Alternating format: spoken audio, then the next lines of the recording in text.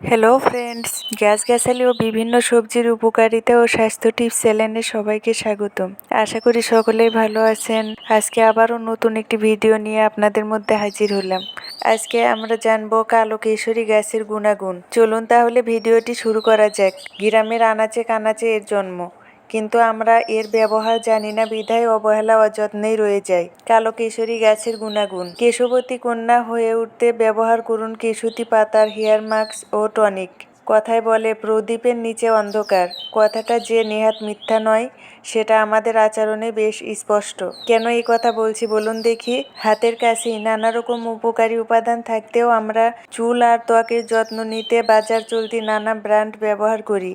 আমাদের বিশ্বাস, দাম দিয়ে কিনলে সেই জিনিসের গুণগত মান খুব ভালো হয়। সেটা যে একেবারেই হয় না তা বলছি না, কিন্তু সেই সব প্রোডাক্টে কিছু রাসায়নিকও থাকে, সেটা ভুলে গেলে চলবে না। ঘন কালো লম্বা চুল পেতে আমরা কত কি করি, অথচ কেশুতি পাতার কথায় একদম ভুলে যাই। অথচ এই গাছের এত গুণ, যার ব্যবহার যুগ যুগ ধরে ভারতবর্ষে চলে আসছে। চুল ঘন করতে, কালো আর মজবুত করতে এই গাছের পাতার কোনো জুড়ি নেই। আপনিও যদি কালো চুলের অধিকারিণী হতে চান তাহলে মাথায় লাগান কেশুতি পাতা। উপকার পাবেনই, সেই বিষয়ে কোনো সন্দেহ নেই। কেশুতি পাতা আসলে কি?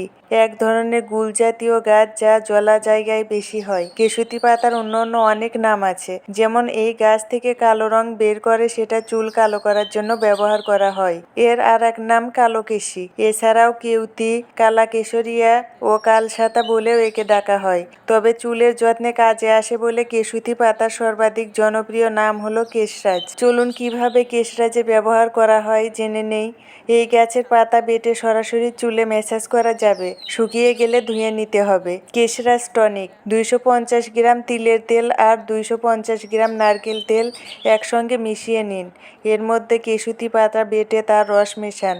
এর মধ্যে একটা গোটা আমলকি, একটা গোটা জবা ফুল, এক মুঠো কারি পাতা ও সামান্য একটু মেথি দিয়ে দিন। এবার এই সব কটা উপাদান ফুটিয়ে ঠান্ডা করে সেঁকে রেখে দিন। কাচের বোতলে রাখলে ভালো হয়। এই মিশ্রণ মাথায় ম্যাসাজ করলে মাথা ঠান্ডা হবে, চুল পড়া বন্ধ হবে এবং চুল লম্বা ও কালো হবে। উকুন হলেও এই মিশ্রণ খুব কাজে দেয়। ভালো করে এটা মেখে একটা সাদা পরিষ্কার কাপড় মাথায় বেঁধে শুয়ে পড়ুন। সকালে দেখবেন উকুন সব মরে গেছে। কেশরাজ মাস্ক। এই মাস্ক ব্যবহার করতে পারেন অকালপক্কতা রোধ করতে। প্রথমে কেশুতি পাতা বেটে নিন, তার মধ্যে 2 চামচ মেথি গুঁড়ো, ডিমের কুসুম, টক দই ও নারকেল তেল মিশিয়ে মাস্ক তৈরি করে নিন। মাসে 4 বার এই মাস্ক লাগাতে পারেন। এই কালো কেশি পাতা ব্যবহার করলে মাথার চুলের অনেক উপকার পাওয়া যাবে।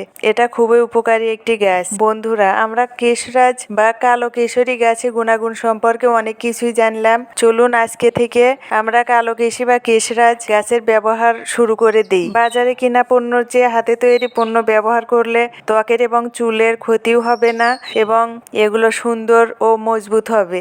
বন্ধুরা, আজকের ভিডিও আমার এ পর্যন্তই। আবারও দেখা হবে নতুন কোনো ভিডিও নিয়ে।